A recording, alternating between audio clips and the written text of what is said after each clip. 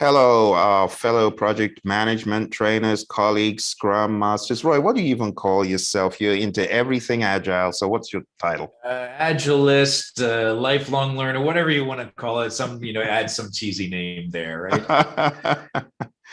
Oh dear. Well, Roy, look, it's such a pleasure to be meeting with our friends in the months and weeks ahead.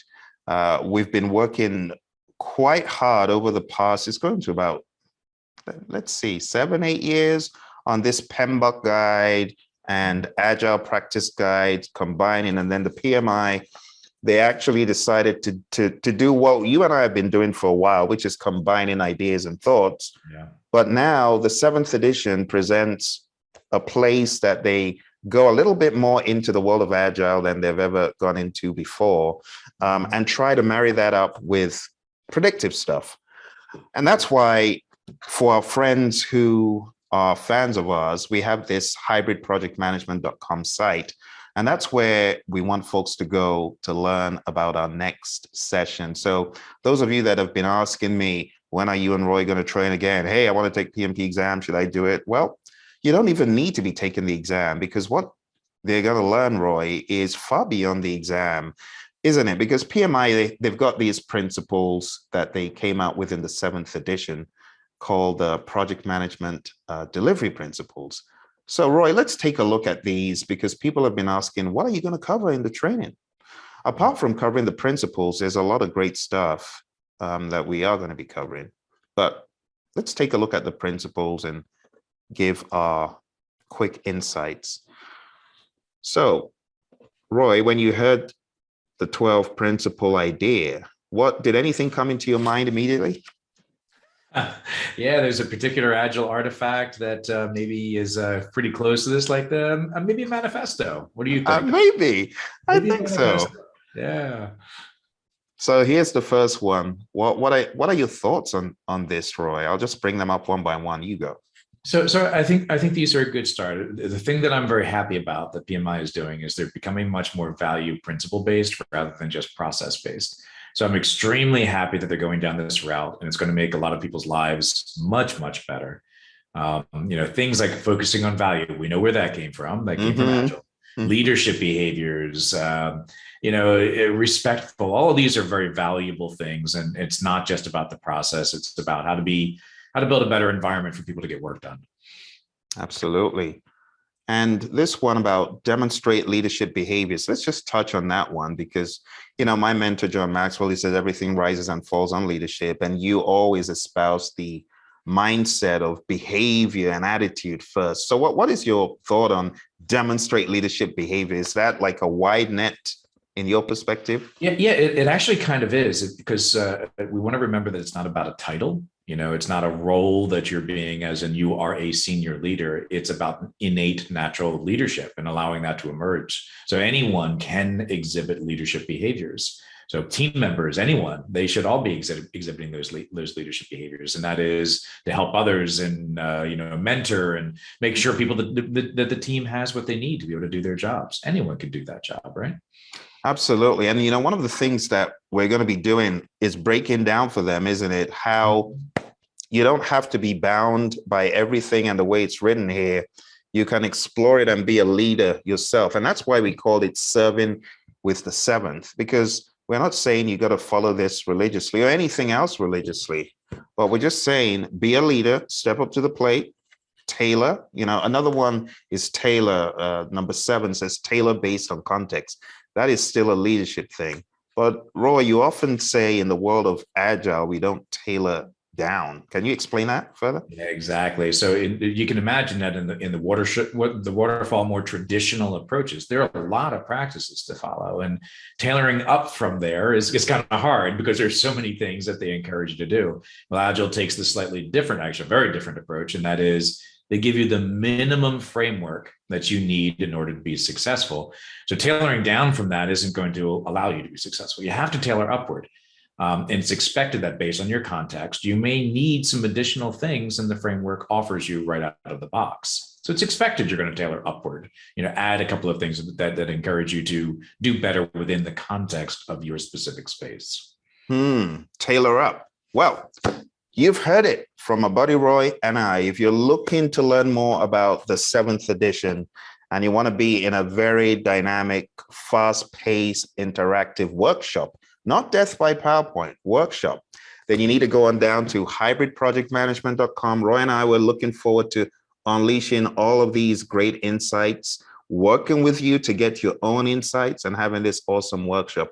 It's coming up pretty soon. So go on down to hybridprojectmanagement.com and learn the best of both worlds. We look forward to seeing you there. Bye for now.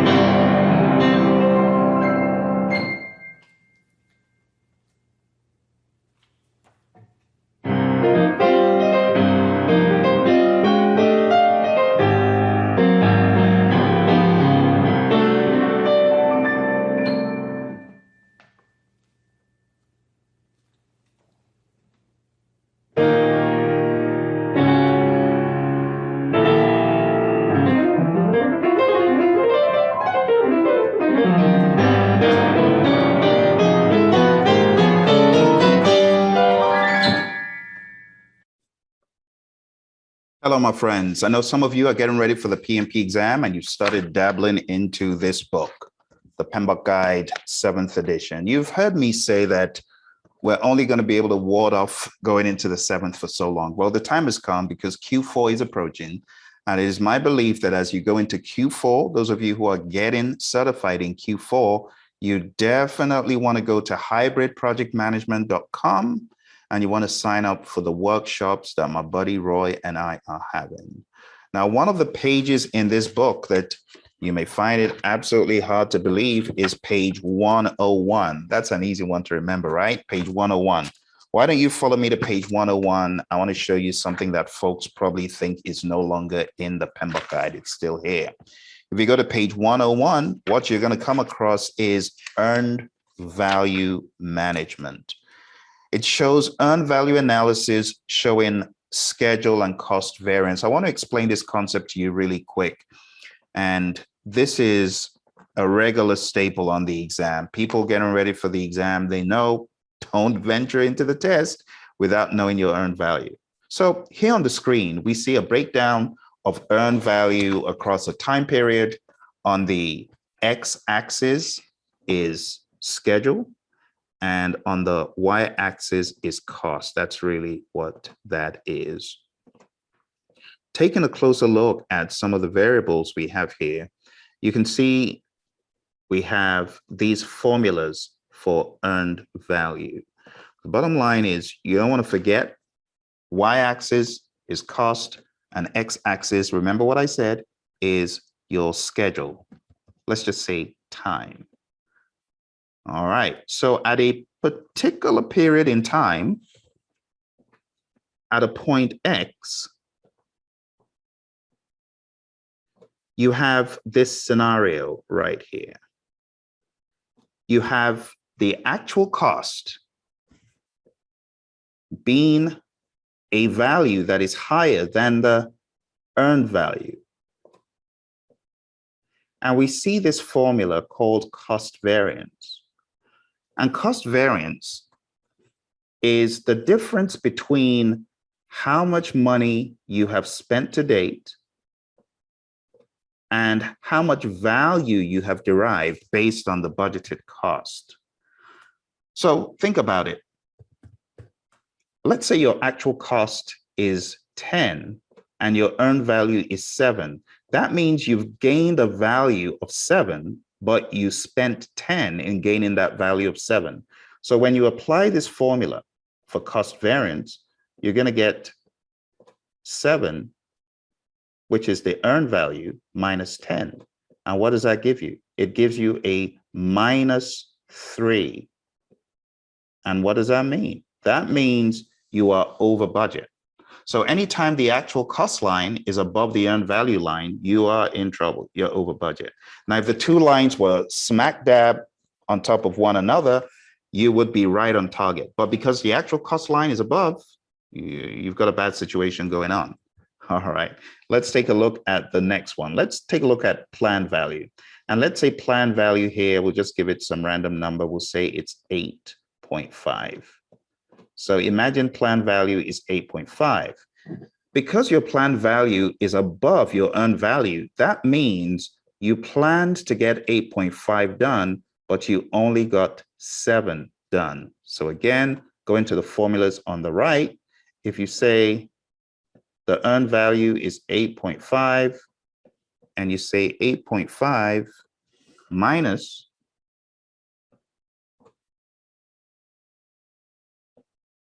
9.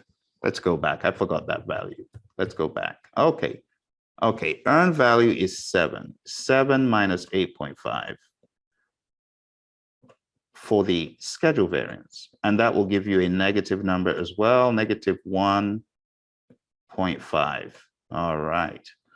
So what this means is you are behind schedule. If your schedule variance is negative, that means you're in trouble schedule-wise. So you're behind schedule.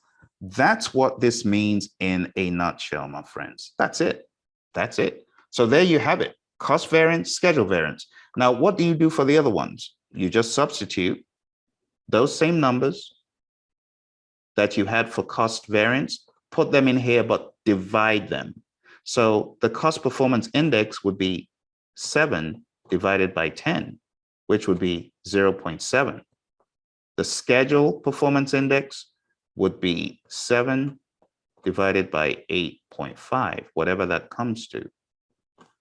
And that is a very simplistic presentation of earned value.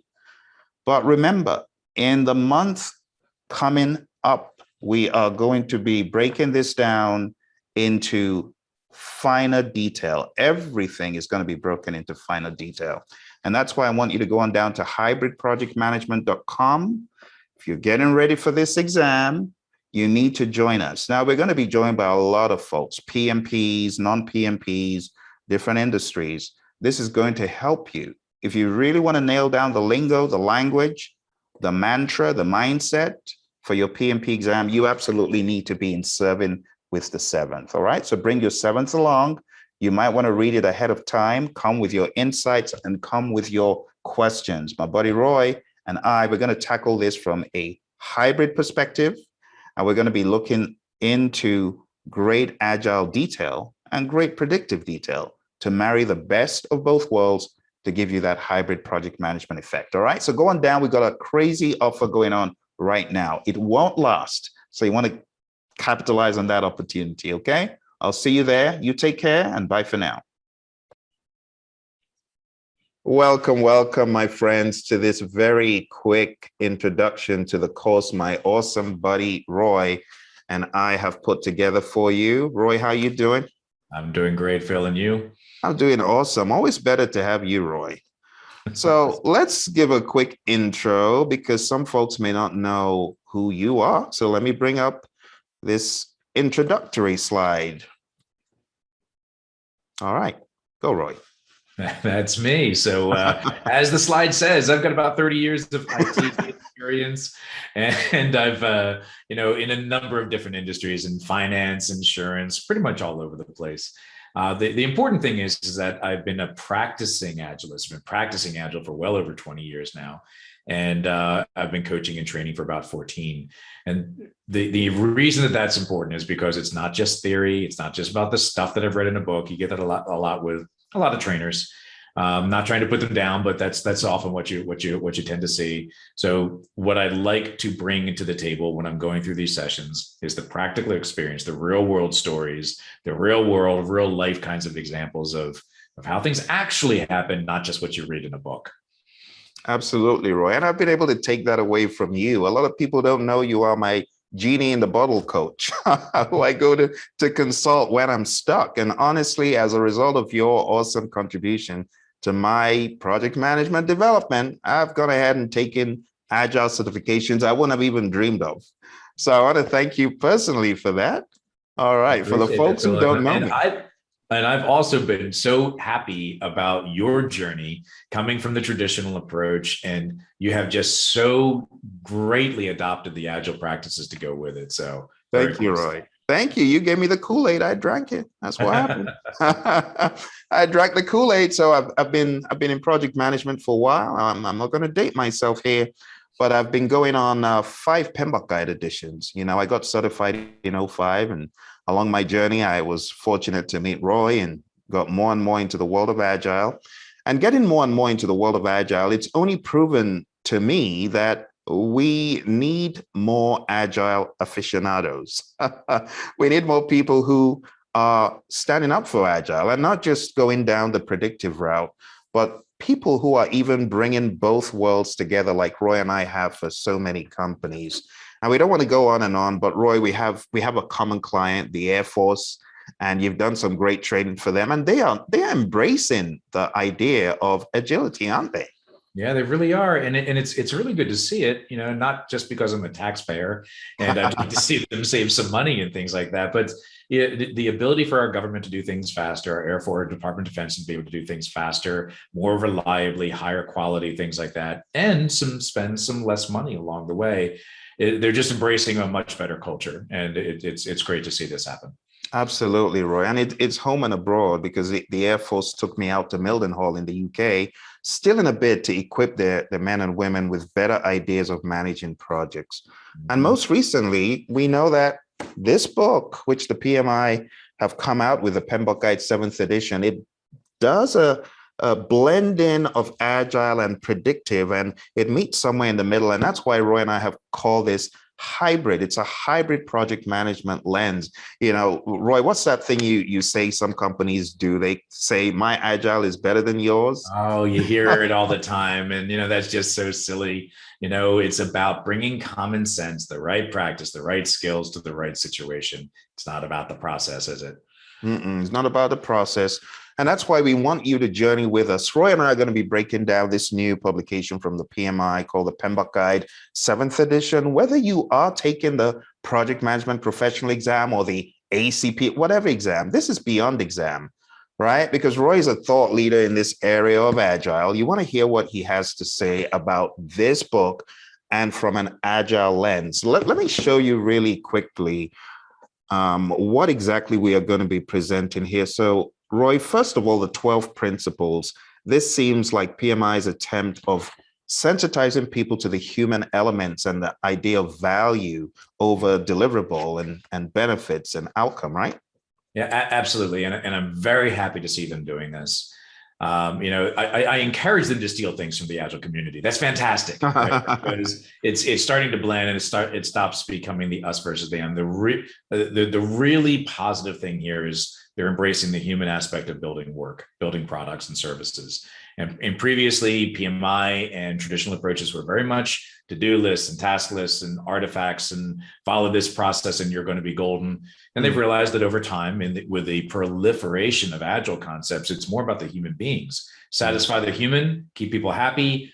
They're going to build better things for you. So it has to be part of your organization and your process. Don't ignore the human. Don't ignore the human. Now, Roy, let's talk about this concept, which you and I have taught very recently to a particular firm in the engineering space. And one of the things that you immediately said is, this is a good shift away from just deliverable focus, because the key word is a system for value delivery, not product delivery, not deliverable, but value delivery. And it's got value written all over it. So what are your impressions about this? Yeah, so this is also a fantastic move. They're moving away from the project concept. There's still projects. I'm not saying we get away from it entirely, but it's more about doing the right thing at the right time. So if you can get value from something from project A, and then you can shift over to value from something from project B, you don't have to finish project A in order to get value from project B. You can shift priorities, and you're focusing 100% on the value to your customers. And that is a dramatic shift and a very positive shift. Think about it organizationally. If you're focusing on value rather than projects, your customers are going to be happy, your returns are going to be better, and your feedback is going to be better along the way. I love that, Roy. And, you know, you've given us some really great definitions in the past. And, you know, I want to bring up Roy's alphabet soup here. Some people wonder, what is Roy's alphabet soup? So I'm gonna ask Roy to give us a breakdown of these. So we have MVP, we have MMP, and we have MMF. So Roy, people who are hearing about these acronyms are like, okay, how do I incorporate the idea about MMP and MVP into an image like this? So let's start with MVP. What does that mean? MVP stands for minimum viable product.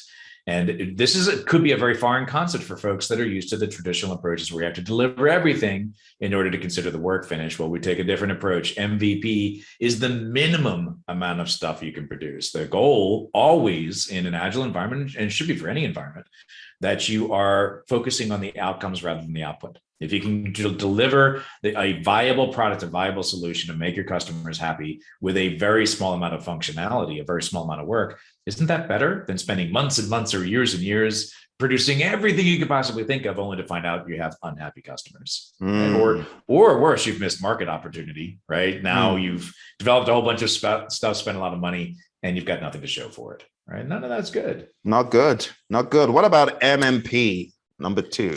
And MMP is a similar construct, and most organizations get MVP and MMP a little bit confused. MVP is really to prove the viability of the product that you're trying to build or sell. MMP is the minimum set of functionality you can get away with to make it a marketable product. And they're very related, but different concepts. Most organizations just use MVP, and that's cool, right? It's the concept that we're trying to encourage rather than just the words. But MMP is the smallest amount of functionality. MVP is the viability of the product, that it is actually a viable product. You see, Roy, and I'm telling you, folks are going to learn a lot from this session at hybridprojectmanagement.com, because what I can attest to from training that I've been to with you and learned from with you is you go deep. He goes hard. He goes hard, people. He goes hard into this stuff that by the time you are done listening to him, you come away with a renewed understanding. Case in point, we had one of our students who's speaking to us tomorrow, Peter. He went through your training on our online system, Roy. And what he said is, yeah, I was already a CSM, already into the world of Agile, but listening to Roy, it helped me identify who I am even more from an Agile perspective. This is why I love talking to you about this stuff. All right, the last one, Roy, is MMF. What's that? MMF is minimum marketable feature. So another slight variation, again, alphabet soup, as you said, Phil. It's another variation of this. It's the smallest amount of feature or functionality that you can get away with to ship to your customers. You might want to consider it this way, that MMP is about perhaps your initial product offering. MMF is the additions to that product offering. So it's just smaller chunks of functionality. Again, the emphasis, the same word in every single one of those acronyms is minimal. Right? The minimum amount of stuff that you can get away with to get some value out of it. And that's a key concept in an agile environment. Gotcha, Roy. All right. Well, before we round up, let's just very quickly show our friends what exactly we're going to be covering, because I know folks are like, okay, are you just doing the 12 principles? No, Roy and I, we're going to be covering everything. We're going to be commenting on everything from the shift from the 6th to the 7th, standards plus, all that information. And then we're going to be going into every chapter, the introduction, the system for value delivery, which we just covered. And then we're going into part 2, which goes into beyond the principles, everything about structuring of the PMBOK guide, the relationship between the guide and the standard for project management, changes to the PMBOK guide, and these performance domains, which you might have heard me talk about in previous episodes, but we're talking about all of these domains. So we're not pulling any punches. This is going to be a 4-week program where we cover every single aspect. We're going to talk about tailoring.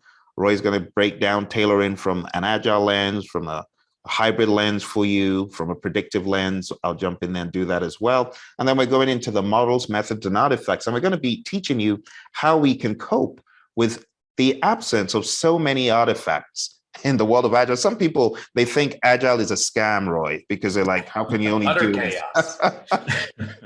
Yeah, how come you only have 2 or 3 artifacts, or however many you said you do? What's your answer to that, Roy? That's because that's all you need. It's just that simple. Why do more stuff than you need to do, right? Keep it easy. Absolutely. All right, my friends. Well, thank you, Roy. And you folks know what to do. It's hybridprojectmanagement.com. Roy and I look forward to seeing you. It's coming up soon, and there's a ridiculous offer going on right now. Don't want to miss it. So go there, sign up. We'll see you soon. From me, it's bye. And from Roy, stay safe.